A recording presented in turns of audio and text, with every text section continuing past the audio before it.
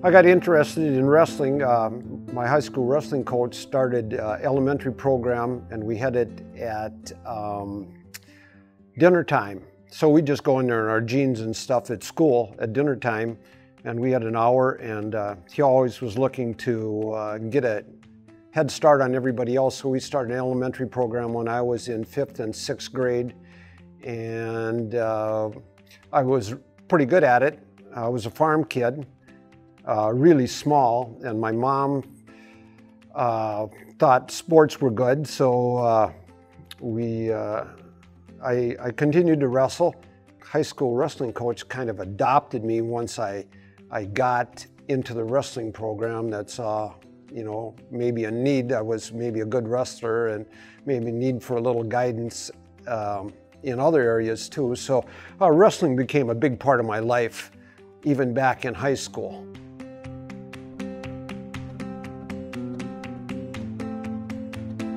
My roommate in college, who was a teammate in high school with me, and we came down and we were roommates here at Southwest, and one day we were walking by the wrestling room, which was upstairs, and walked by and looked in the window, and they were having wrestling practice. So we kind of looked in there, and there was a bench sitting right inside the door, so we said, well, let's go in and watch. So we walked in and sat down on the bench, and that's when we met Mike Sterner. So Mike comes over and he says, young men, he said, oh, I think it was lads. He said, hey lads, he said, do you wrestle? And we said, yeah, well, we both wrestle. Well, he said, would you like to come in and roll around? Well, we didn't know about that because neither of us were going to wrestle anymore. So he said, well, just go down and get some equipment from Harv down in the equipment room. So we went down and he gave us some equipment. We went up, went into the wrestling room, and I don't think we missed a practice for 4 years. So when it comes to recruitment back at that time, we just happened to stumble into the wrestling room one day and met Big Mike, and that was it.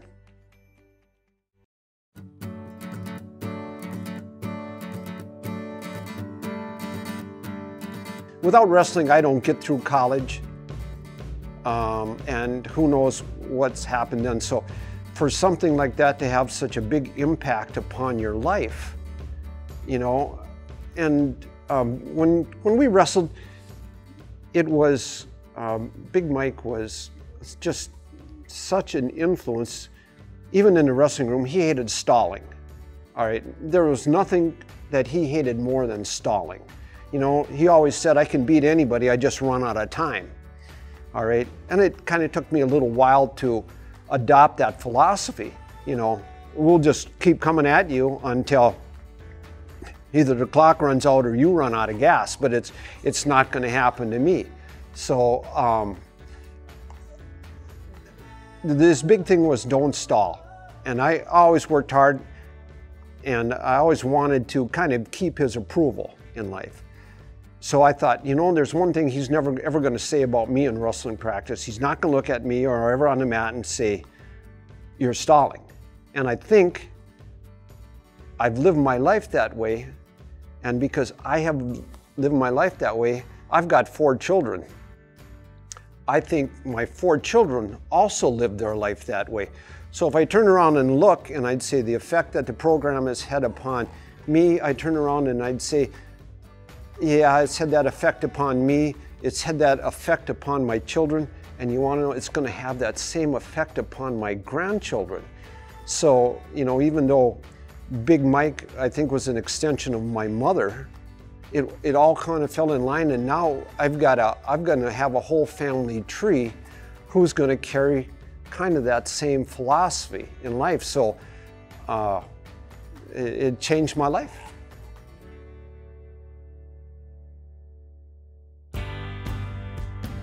After Southwest, I went home. I graduated in 4 years with a double major, went back and taught school for 1 year, and my high school wrestling coach got me back working on the mat again. Was a junior high coach for a while, was an assistant wrestling coach, ended up being the head wrestling coach for 1 year, coach a couple kids that ended up coming down to Southwest and wrestling and did pretty well down here. Was a farmer. Had three other brothers there were four of us that farmed together. Back in 1981 when my son was born, ended up continuing farming. I was a dairy farmer for 15 years. My dairy farm was partially owned by the rest of my family with some lakeshore property. Lakeshore property was to be sold, something else to do. So we built a golf course. Never really golfed in life before, but golf was a big thing. So we decided to build a golf course. So we're milking 60-some cows, and on the sideline we built a golf course. Have to reflect back. I always have to reflect back on what I learned from Big Mike. You just don't fear anything. We just go ahead and do it, and always try to think of, if worse comes to worse, what are you going to end up with? So I always play that in the back of my mind. All right, if it doesn't work out, what do I do? So I mean, we farmed and operated a golf course for 2 years, but found out that we weren't good at either anymore. We had really a good dairy herd. And we thought we had a great golf course, but being split in between, we just couldn't handle it. So we turned and we sold the dairy cows at that time, which was a good time to sell, and devoted ourselves to the golf course, which we thought was going to be our future, and has been for, we're there now, this is the 19th year.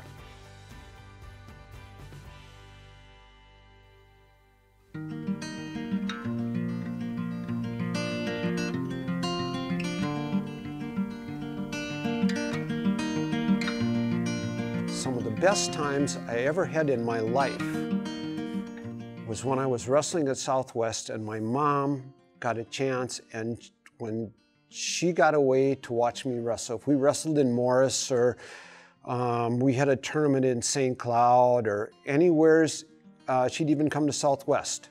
She'd come to Southwest, and I think she turned around and thought, not such a good student in high school, struggled to get him into school, and here he is, partway through school, co-captain of the wrestling team. There were so many good times that my mother and I had that we got to share, simply because I was part of this wrestling program. She'd come watch me, you know, if we'd wrestled in St. Cloud in a tournament there. We'd go out and we'd have lunch, my mom and I, and she'd stay and always watch me wrestle, and it all tied together. It was, and my mom would even say that, you know, this was such a part of my life that you can't ignore that. So when the time came, it was an easy decision. I had to give something back. They gave me so much. I had to give something back.